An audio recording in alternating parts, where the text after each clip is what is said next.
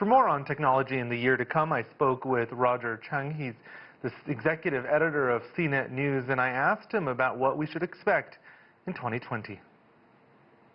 There are a lot of trends. I think one of the key trends for 2020 is 5G. Now, this is a term that's been thrown around for years. It's the next generation of wireless technology. We saw a bit of it in 2019 around the world, but really 5G is expected to ramp up a lot in 2020. We'll see devices come out that are a little bit more affordable, a little bit more accessible, really around the world. 5G phones, other 5G gadgets taking advantage of 5G connections.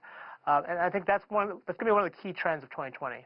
And what are some of the winners in the 5G market? Which sectors, which companies will we see rising in 2020 as a result of the 5G introduction? Yeah, you look a lot at the supply chain providers, as well as some of the handset makers. I think Samsung is positioned to be really big in 5G. They were already out of the forefront with 5G devices in 2019. They'll be able to ramp that up. They also have an infrastructure business as well, so they kind of have the end-to-end system. Qualcomm is another big player. It provides a lot of the chips and processors for the premium flagship phones, and they all want 5G, and Qualcomm has been investing heavily in 5G. And of course, Huawei is a big player. Not as much of a presence here in the U.S., but around the world, it's a well-known brand with its devices, with its phones. It's also an infrastructure player as well. So like Samsung, it kind of has that end-to-end system, and it's also been investing heavily in 5G.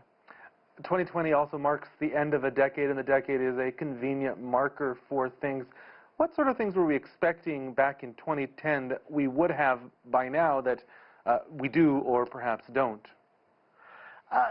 Things like video chatting, the idea that you can hail a car to your exact position, things like Airbnb, these services, live streaming, these are all various services that were really enabled by faster technology, the kind of explosion in the app market, the explosion in developers as a a desirable job, and really people kind of thinking about how to use technology in different ways.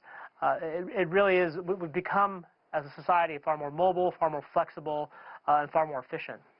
2020 is also an election year here in the U.S., an election being closely monitored around the world. Is there new technology that's going to change the way people vote, or perhaps will affect these elections differently than past ones?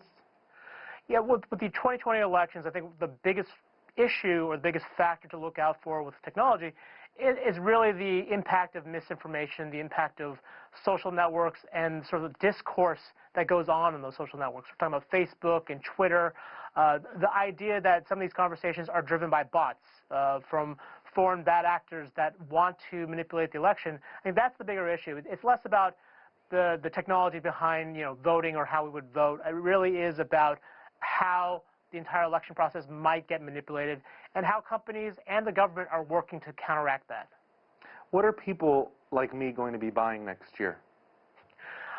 It's not a huge change from 2019. I imagine you'll be buying a lot of what you were buying this year.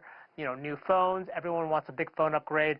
Like I said before, 5G is going to be a much bigger deal. It'll become available in a lot more phones, so chances are you might end up buying a 5G phone. Wearables is still a hot area. Watches, smartwatches, the Apple Watch obviously is a big winner there, but you've got companies like Fitbit. You've got smart speakers are still also continue to be a hot item every holiday season or during Prime Day. They tend to be these stocking stuffer type presents because they're so cheap. And then the idea that integration of a smart assistant in your home, I think that's going to be a lot more prevalent in 2020. There's also been advances made in self-driving cars. I understand there's going to be a rail link connecting London and Beijing. That's huge. There seems to be a lot of technological push towards getting us places more efficiently and perhaps more conveniently. Do you expect to see more of that in 2020 and in the next decade?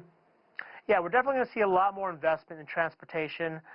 Self-driving cars is a dream that's been around for a long time. There's been a lot of work towards it. We see some of them out there. There have been hiccups as well. There have been accidents. There have been issues there. But self-driving cars and just transportation in general, I think it's a problem that we all acknowledge is out there. If you sat in rush hour traffic at any point, you know this is an issue that needs to be solved. It's a matter of the technology getting mature enough to actually handle the actual difficult or complex nature of driving and getting people around.